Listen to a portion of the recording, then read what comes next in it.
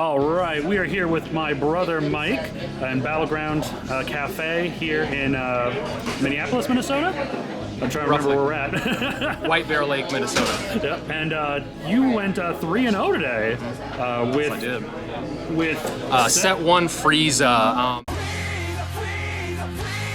But it's not the build you probably think it is. A lot of people play it mono yellow. I play it blue yellow, and instead of waiting till turn 5, 6 to finally win the game, I want to kill you potentially as early as turn 3. It's a ton of fun. It's a little bit of a tempo deck. It can beat defensively, beat very defensively with bean and the blue stuff that you throw in that makes yellow immediately so much better. Oh yeah, I'm well aware of blue and yellow. The horrible combination that puts in work. It's a fantastic combination. So yeah, let's talk about the leader. Why'd you pick this leader specifically? So I'm a yellow player by heart, and I don't think it's a secret that yellow is a color, and just really like any color that you can splash blue and bean in, it becomes even more spectacular. And yellow is already such a good color on its own that if you can throw bean in it, it just makes it that much better. I mean, you can do so much for little energy in yellow, and bean just says, well, do you want more energy with that, side of kick-ass that you're doing? And so that's why I love this deck. It's a yellow leader, but it's basically a blue deck. It untaps, it has Aegis, but on my turn. That's the best way to put it. Shout out to Dane Reichenbach, one of our players here, Twin Cities area. That's what he likes to call it. It's a yellow leader that has Aegis on your turn instead of just your opponent's turn. So if you guys don't know what the leader does, it is set 1. So for the newer people who maybe haven't seen it around the meta recently and who weren't playing back in set 1. Right, because we're on set 17. Set 17, yeah, coming up 18 with new Zenkai coming out in September. But so this is an old one. It's an oldie but a goodie. If you don't know, so it doesn't do anything on an attack, but it has an activate main once per turn that if you pop a yellow Frieza's Army card, you can restand an energy and draw 1 card. That's the front, okay? That's all it does. It awakens at 4 life to draw 2. On the back side, this is where things really kind of start to explode. It has the same exact activate main once per turn of popping a Frieza's Army to this time restand 2 energy instead of 1, and again drawing a card, but on this side it actually draws on attack. So you do get the restand and draw plus a draw on attack. It's absolutely phenomenal. It's just a value engine. It's kind of how you want to play it. Mono yellow is a phenomenal way to play it, but I really like this blue yellow, and I want to give a shout out to Legends Carrick, who played this, I want to say in Texas Fest or Miami Fest, one of them. He also did some online regionals with it, where it was a tight 50 card deck, and he just murdered people with it. And that was before Fighting Against Fate was banned. And this deck, because it can fill the drop area so well and can maneuver its energy and sequence like just high energy type plays each turn in and turn out, you could resolve 2 Fighting Against Fate on each turn, or on multiple turns, multiple times a game. And those usually be beamed, so you're swinging a 30 duel multiple times a game for no energy, and that's just insane. It's actually like plus energy because of the beam, right? Like, it's just an insane play, but obviously we know Fighting Against Fate is banned, so I had to figure out more ways to gain value with this leader. So we'll just go ahead and go into the main deck. This is a 54 card list. I kind of had to up it from 50 to give it more mid-range ability while still being able to kill you the second you maybe miss sequence or tap out a little too much energy. So as for the opening kind of set and sequence, you get your 1-drop Friezas, your cantrips, or excuse me, Frieza's Army. So we run 4 Frieza's Call. Have to, it's a must. It's just an extension, more copies of these other cards. 4 of the Ginyu from the anniversary box, and 4 of Tagoma. Again, these are simply pay 1, draw, and then you kill it with your leader, restand, draw nothing, right? So your first turn is always so fast. The hand is always so huge. You have to start slow, right? Like, this is, your first turn is essentially the most convoluted way to have 6 cards once again in your hand. You pay 1 to Frieza, play something in rest mode, draw, pop it, restand, draw, and then you play another one of these from your hand to draw. So again, you cycle through a couple cards, you still have 6 in hand, but that's kind of how you get the engine going. So it's just always very important to make sure you have at least 1, or able to either play 1 or have 1 on the field each turn, so you can maximize that leader ability, whether it's early game restanding 1, drawing 1, because that's how you plus off the leader, or a late game being able to restand 2, draw 1. It's just nuts, absolutely nuts. So these are the first 12 cards, essentially 12 copies of a cantrip. In this deck, because room got a little tight, I only run 3 Robotic Repose. Obviously, we know how great this card is. A 1 cost 15k Floodgate for yellow. That is 1 cost on either person's turn. So again, with this being a deck that can turn aggro kind of whenever you want it to, being able to, say you don't have any of these cantrips, right? Late game, being able to say, well, I've got 5 energy with my leader ability still up, pay 1, right? They're usually not going to counter this because, like, they're just glad you're not using it to defend, right? So usually this kind of goes away. They don't want to kind of play this. They want to save it for something else that's maybe a little more important. But you play this swing, and then if you, again, you don't have cantrip, you can just pop this to restand your energy and draw 1. This is just kind of last-ditch effort. It's also, again, when you're going aggro, a 1 cost 15k in a deck that wants to poke you to death, it's not too shabby. Oh, and the fact that it can be played for 1 on either turn. On either turn, I think that's snapped, right? A lot of Floodgates are on the opponent's turn with a reduced cost. This is not. And as you can see, I've got 3 different variations of mecha. I want to keep people guessing. If they want to look through my drop and see how many riposts I've used so far, maybe they may see this one and maybe this one and think there's 2 and maybe miss this because it doesn't look the same, stuff like that. Whatever gives you an edge, go for it. I main deck 2 Master Roshi Martial Melee.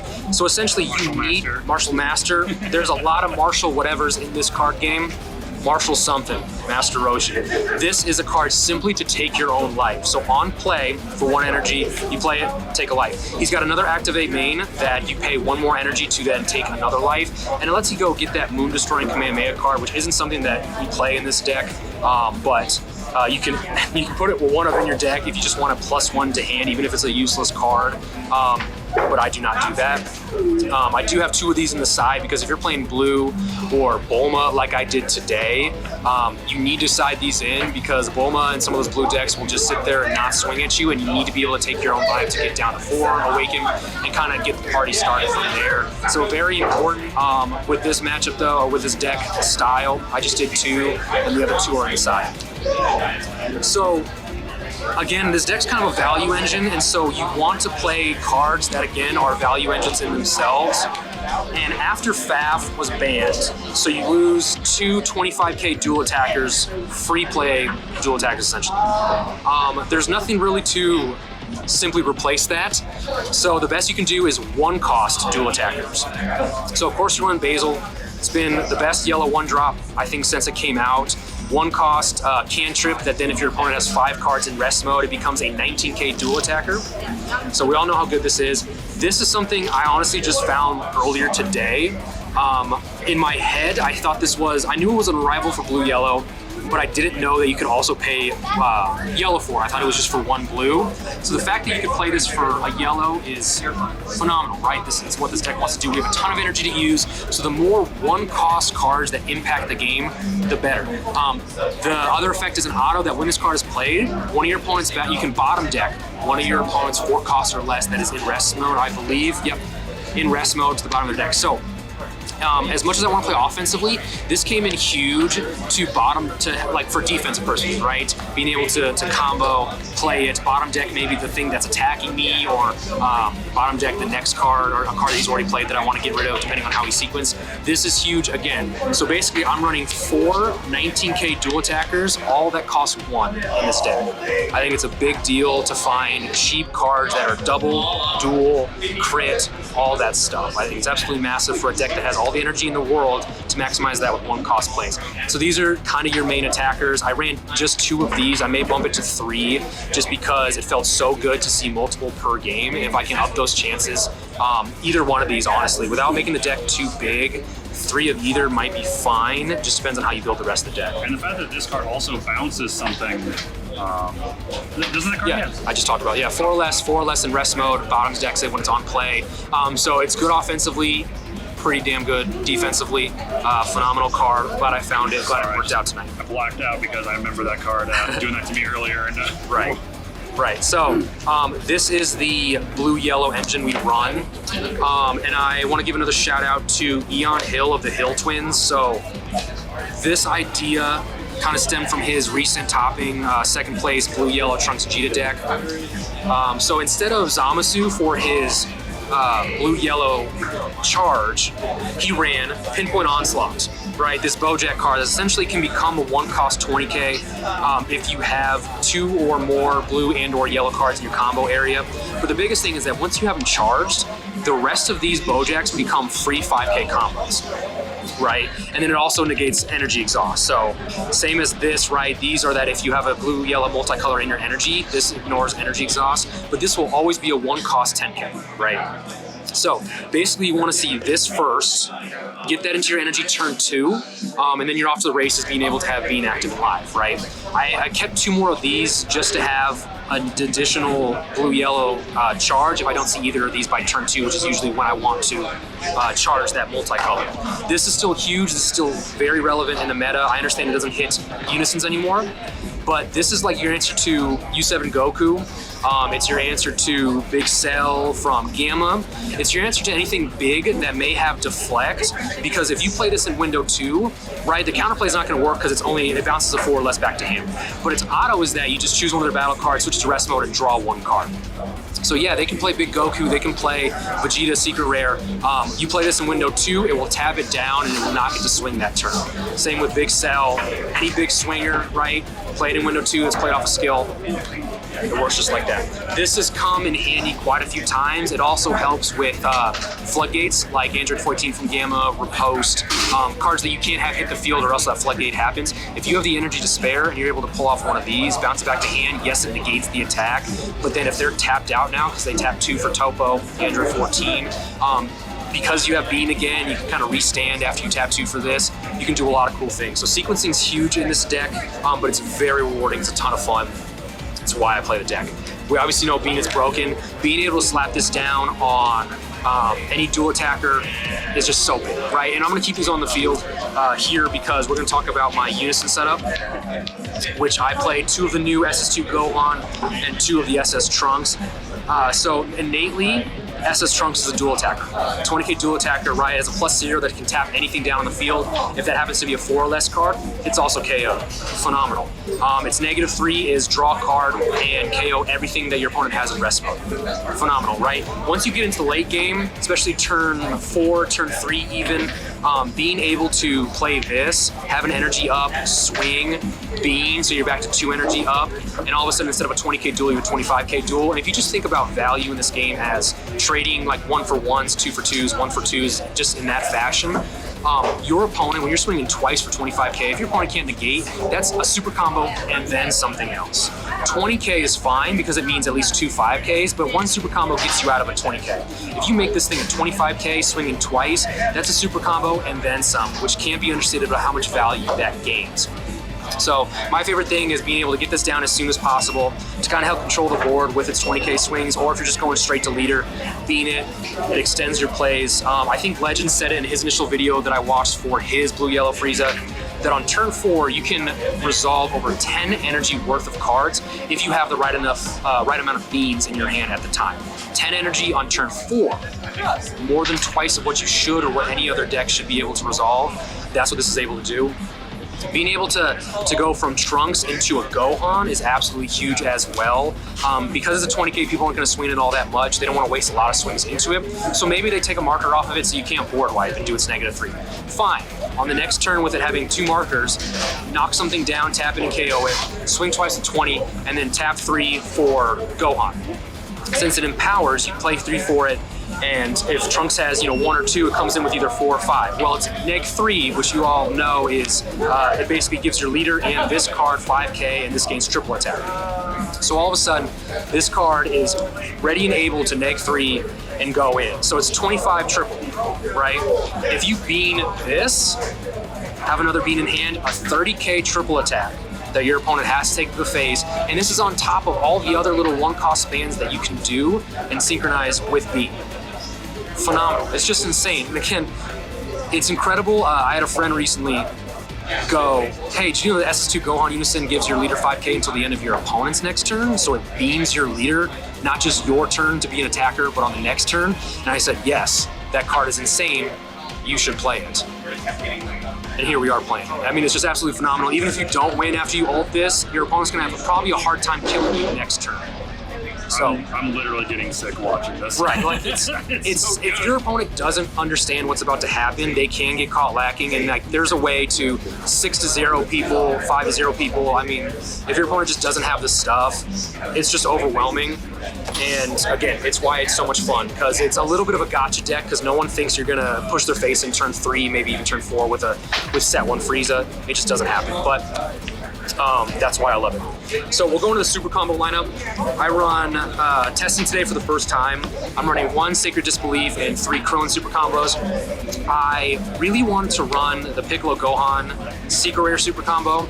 I love that card in this deck because I love being able to get my opponent to 3, swing, and have them think, well, it's, you know, it's a 19k or some small, I'm at 3 life, you know, you're not going to chomp me to death here. So I'll say no negate. And then you usually slot down that Piccolo Gohan Secret Rare and make that, even if you swing with a 5k, all of a sudden it's a 35k swing, that they're probably like, I don't want to combo out of this. So they go down to 2, and then you have a 40k body on board, and more than likely, because you're this leader, you have an energy up for Champa, and then if they don't negate that attack or one of your other attacks, you're probably going big again. Either way, but I didn't want to run Piccolo and Gohan in this because since it was a little clunkier with blue-yellow cards, I wanted to make sure I could filter my hand a little bit better. So 3 Krillin, and then just in case I can't find extra Bojacks after I have charged 1 in energy to activate like my arrival plays, I wanted to play one of these. Still a very good card. Your opponent swings with a non-leader first, and their leader draws on swing. Use this, make them hurt a little bit, still feels very good. This is obviously a very good card, very good super combo. It is the yellow, you know, put 1 under, draw 2. In a deck that draws a lot already, drawing more, still a pretty good idea. So that's that for super combos. 2 Swift Retaliation Cooler. I don't have a big opinion on this besides that the card is amazing. More than likely, it's probably going to get hit. I wouldn't be too upset about it because there's not a lot of yellow games that are like that yellow wins that isn't due to this card. And I think when you just, I don't know, marinate on that fact, you kind of start to see why this card might be a little bit of a problem. You do pay 3 for it. It's a 15k body that potentially draws 1, if not maybe 2 cards, depending on how many energy you have tapped or cards tapped on your side of the field. Doesn't matter. Again, extra energy. There's moments where you can play this as starter turn, get the ball rolling, and because of Bean, you could slap down a couple of those, re-stand, swing with another big swinger, then your opponent's like, oh, he's already cooler this turn, but I have another negate. Well, no, let's play a second cooler. This happens more often than you think because you have so many cards in hand. You can really start to piece these sequences together, and this hurts, man. Because again, you're resolving 6 energy worth of cards, you're drawing 2 to 4 cards off of these, and you still get 2 15k swings, right? On top of everything else you want to do, on top of the cards that are swinging that you just, you know, counter their counter that are going through. So it does a whole lot. Phenomenal. This is a meta for yellow where you should play 2 of these in the main deck because the games are going longer. More than likely, you're going to end up having the energy for that. Extra card lineup, Cold Bloodlust, because obviously this is a Frieza leader, you need to run it. Power of a Super Saiyan, duh. And then again, deck space was kind of tight, so I want to run 2 and 2, Black Kamehameha and Vegeta's Final Flash. I run 3 Frieza's Army Reinforcements, again, any way for your leader to go down to 4 if you need to get started. Awakening and drawing more cards. If they're sticking you at 5, you can't find a Roshi, this helps. So this is all huge. We run 3, 4, 5, 6, 7, 8, 9 yellow extra cards to make Riposte live. At the same time, normally I would run 3 of these or maybe even 3 of these, but again, deck space is tight, so that's why I ran 3 Riposte earlier, because I'm not 100% sure that they were going to be live as easily as like a mono yellow Golden Frieza deck or any other yellow deck would have it. So a few less extra cards means 1 less Riposte in the main. Champa. Those fancy yellow cards that Fancy yellow got cards. limited to 1 Because they're so good? Oh yeah. Champa, obvious reasons. This deck has a big hand. If something goes through, I will have the energy up for Champa, and I will have the combo power behind it to make it hurt. If not, end the game. So this is big. There were times where I won one of my matches this tonight by taking a Champa and putting him down from 3 to 1. And if you think about just the fact that, okay, if they take this, depending on their hand size, you look at your hand with 15 cards, their hand gets +2 cards, right? But maybe they only have now 8 cards in hand. That's fine. If I swing with a 19 or a 20, like a Unison or something like that, God forbid, a secret rare that's 40, and that goes through, and they're on the 1, you're probably going to out-combo them. That's just how it is. My overwhelms of choice after FAF was banned are Bardock Awakened Instinct. I like it because it's cheap. It's an overwhelm 4. You draw 2, and then you place 1 in your discard pile. Why I like this one is there's Trunkses and Supreme Kais that draw 2, or you look at your top 2, and then they make you discard 1, or they make you warp 1 from your hand. Why I like this is because you don't warp that card from your hand, you put it in the discard pile. So again, playing a yellow deck, there are times where I only have 1 extra card in my energy.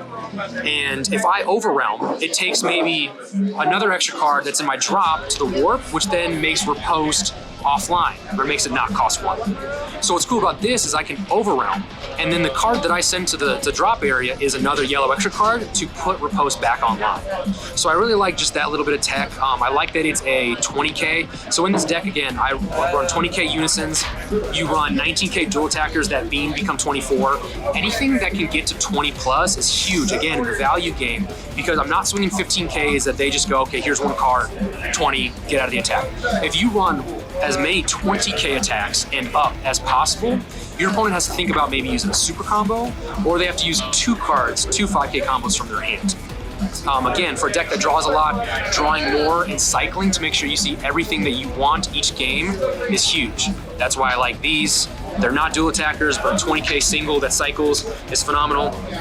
And then lastly, Ronin the Pan Secret Rare. Like I said, I wanted to run Piccolo Gohan, but because of just how the deck was built, a little more clunkier cards being in blue-yellow, I wanted to see more. And it would have felt weird if I was running Piccolo Gohan, 2 Krillins, and then maybe the Sacred Disbelief.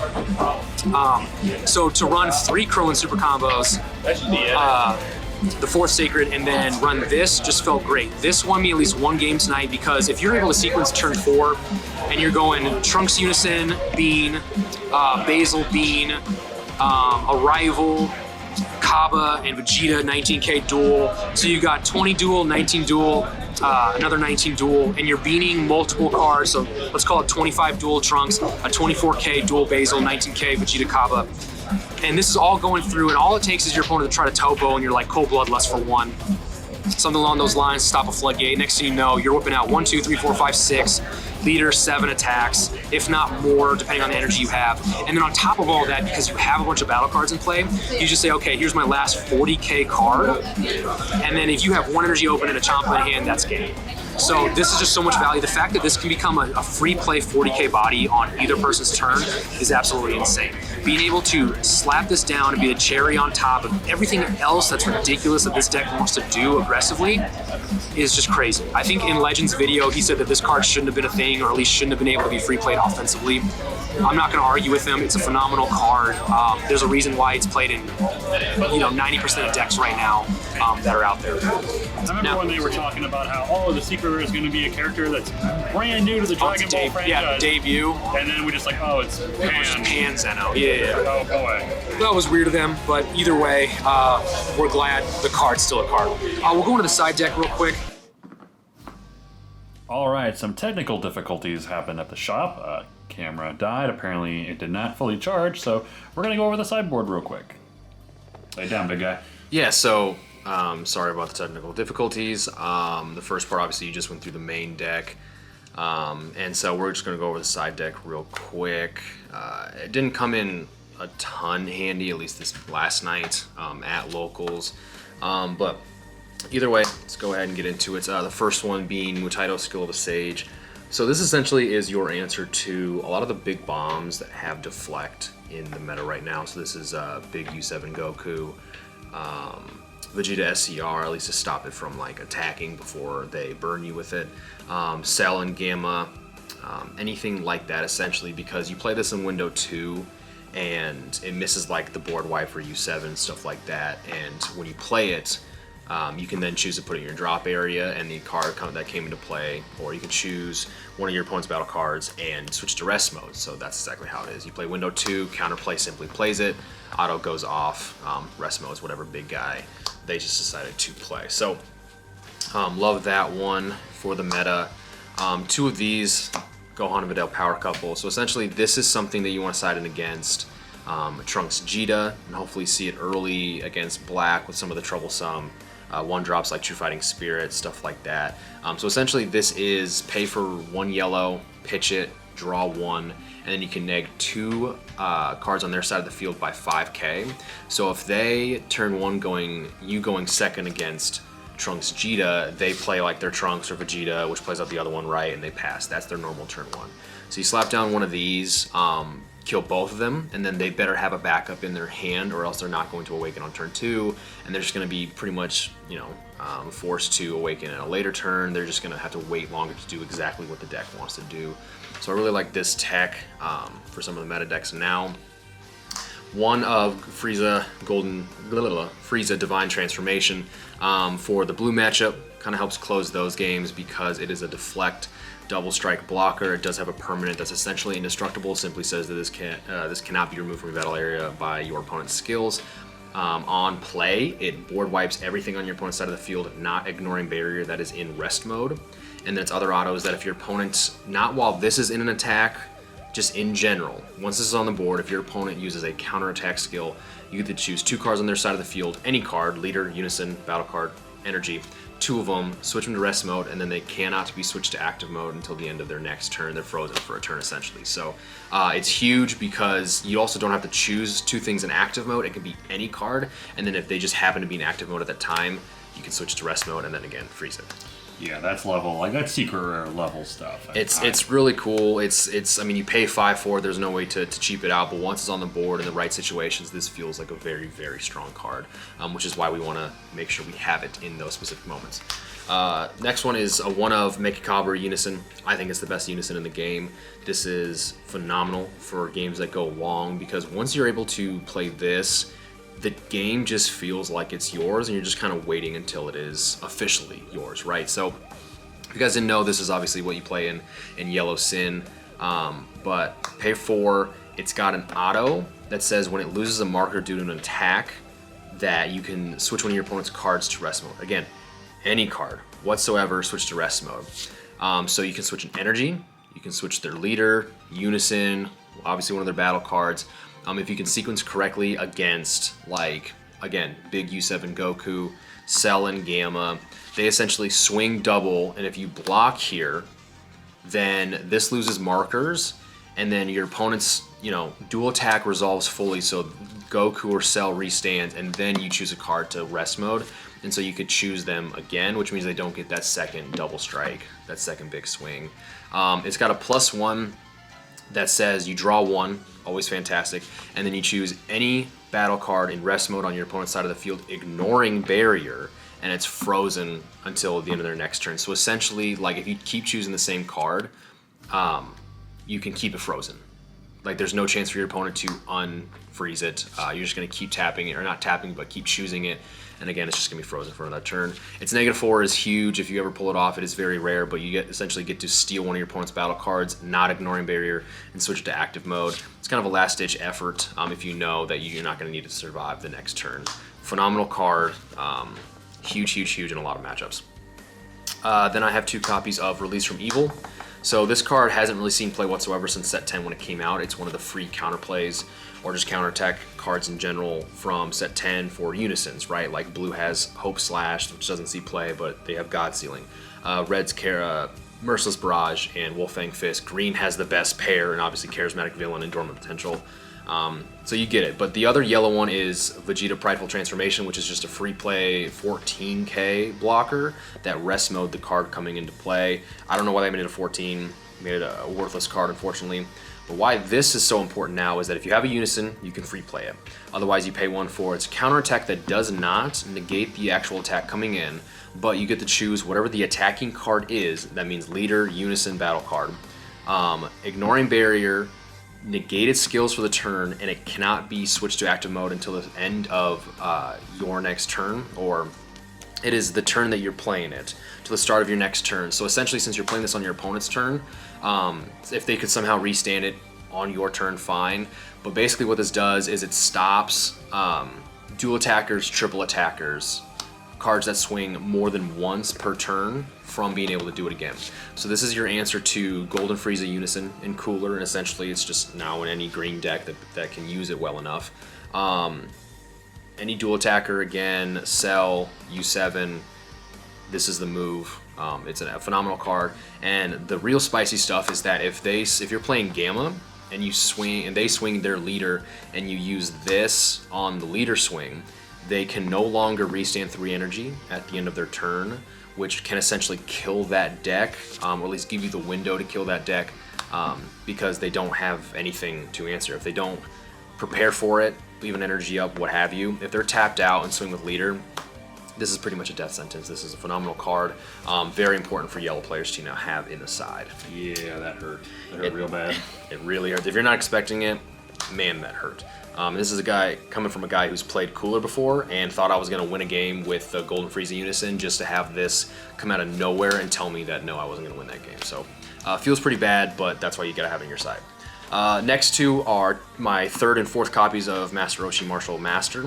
Again, for longer matchups, for games that want to stall you out, because Frieza does not have any self-awakeners within it, like no Frieza's Army cards that help you self-awaken. You got to run more of these blue matchups, usually Red Bulma, which I saw last night. This is huge. Again, you take a life when you play it. You can pay another energy to take another life if you want to. It's huge in those matchups when you have to awaken to get rolling. Next two, just anti-hand control stuff. You can run Deborah. Yellow's luckily joined with green and having these 1-cost hate or anti-hand control hate, where if this is discarded from your hand, you essentially play it and draw 1. So you don't pay an extra energy to play it, it's just a free play, draw 1. So you get the 5k combo, it's a 4k body, you're not swinging with it unlike Deborah, which is a 15k, but that one, obviously you pay 1 energy, draw 2. This is just the cheaper one, and it's color coordinated, so you don't have to worry about clunking your deck with extra black cards or anything like that. Next 3 is one of my favorite cards right now in Tyrannical Blow. It is a counterplay that if the card your opponent playing has a cost of 3 or less, it comes in with its skills negated for the turn.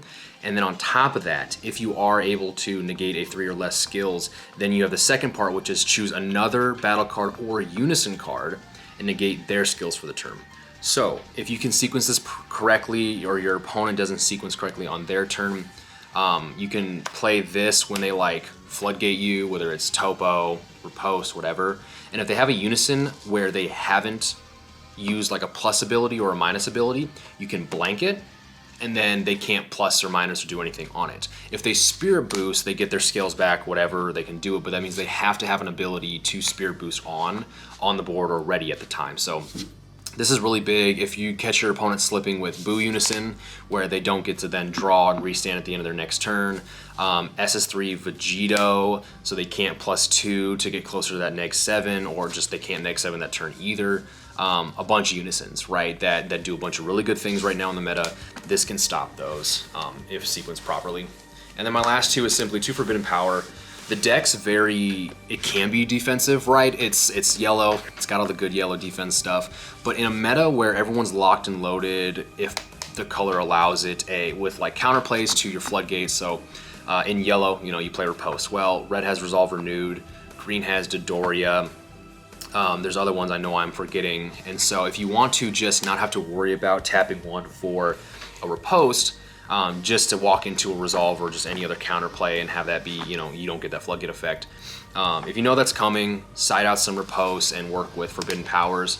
It is a 1-cost counterattack that doesn't stop the incoming attack, but it says your opponent can only attack with 1 more battle card for the turn. So if they swing leader first and you slap this down, yeah, you can figure out the leader swing, but then they only got 1 more battle card essentially for the attack for the turn. If they have a unison, yeah, whatever, but this gives you just the hard end to the turn, while Riposte can be an open-ended turn they can play through if they have multiple bodies on board, right, field cards, stuff like that, to make Riposte feel a lot worse. This does have another effect, that it's an activate battle for 1 if you want to use it like basically offensively on your turn. Choose one of your opponent's battle cards, ignoring barrier, and switch it to rest mode, and then choose one of your yellow cards and it gets plus 10k for the turn. I never had to use it. Usually, again, it is just for the floodgate effect, but if you find yourself going for a game at the end of a game, and have the extra energy and you want to dump an extra 10k body onto it, it's not a dead card in hand. Awesome. Yeah, this yellow is just absolutely crazy in this game. It's probably the best color in the game. And yeah, I mean, would you say you want to change anything about the deck or any of the sideboard stuff out? Or you think it worked pretty nicely? Yeah, I think I like this sideboard a lot. My biggest struggle was actually trying to fit 15 in here, where I like having a lot of these 2-ofs. It feels good. I think in a world I would want to main deck maybe 3 Roshis to be able to fit another card in here. But the deck's again a little tight at 54. I changed it from a tight 50, I think I said in the first part of the video. So again, it kind of just made it harder to figure out really what to fit in here. You know, depending on how the meta looks, some of these kind of become up in the air because if blue's not really prevalent, this becomes something to take out. This is again very rare. This is again, it has to be pretty much you're going second against Trunks Vegeta and you have to see it immediately, or else this card really doesn't become much of anything whatsoever. So again, if you're like only siding specifically for Trunks Vegeta, this is important. But if like, I don't know, you don't expect to see it or you don't want to take up 2 spots for that one specific matchup, and like I said, it does stop some little black weenies, but this is probably the first thing that I would want to side out. If anything, maybe a second Mutaito if U7, you know, again in Gamma and those things become a lot more prevalent. Maybe one more of those. Another card that I was thinking of was Absolute Annihilation. This was in a lot of side decks for yellow decks in Philly. If you guys remember, this is a set 10 card. It's a hard 3 cost, but it has Deflect and Barrier, so you know it's staying. It is unique. I didn't put this on my side, but this is just an option. Essentially what this does, it's a 20k body. You're probably never swinging with it because you want it to stay on the board as long as possible, but it basically forces your opponent to pay an extra energy for every extra card they play, and that is the cost, meaning that if they free play, they can't free play extra cards like Dormant, stuff like that, or Sparking 5 like Dimension Magic, Shocking Death Ball. They have to pay 1 no matter what, and if they can't, you know, free play it and they need to pay 1 for it, it becomes a 2 cost. They have to tap down the energy to then be allowed to pay whatever the cost is for the extra card. So this ruins like King Cold, even though King Cold's not really in the meta right now. This hurts green in general with Dormants, Sparking, again, blue with D-Magic. Green's not really running Shocking Death Ball anymore, but red if they want to run After Image. Again, this really hurts them. It makes them have to, like, you know, obviously save their energy for other things. But that's one I really want to fit in there as well, but just the way everything fit, I couldn't. So that's the side deck. That is the completion of the whole deck profile video. Any final thoughts in general? Just I'm glad it worked. I put it together the morning of locals yesterday, being Thursday, and I saw everything I needed. Again, inspiration from Eon Hill and Legends Carrick. Shout out to you two for putting together some good decks and just making some fun stuff work. Let's put it that way. So putting blue into yellow, who knew that it would be busted, right? Or the best color, essentially, in my opinion, that you give it a card that essentially says, yeah, do more things per turn, either defensively or offensively. I think it's broken. So Golden Frieza really worked out for me. And if you guys want to try it out, please do. Awesome. Any other shout outs you want to give out? Not a ton, just shout out to the store, Battlegrounds Cafe in Minnesota. It's a phenomenal scene, tons of players that year in, year out have received their Nats invites, and just top level talent that ever since I moved here from Iowa, which didn't have much of a scene, things have just gotten so much better. I've gotten so much better. It's just a very tight-knit community. It's growing fast. Shout out to all the new players. If you happen to stumble upon this video as well, shout out to you all for joining the community as well. And everybody else, you know who you are at BG. Can't appreciate it enough. Sweet. Hey guys, thank you so much for the video and checking it out. And why not like and subscribe and give this deck a chance.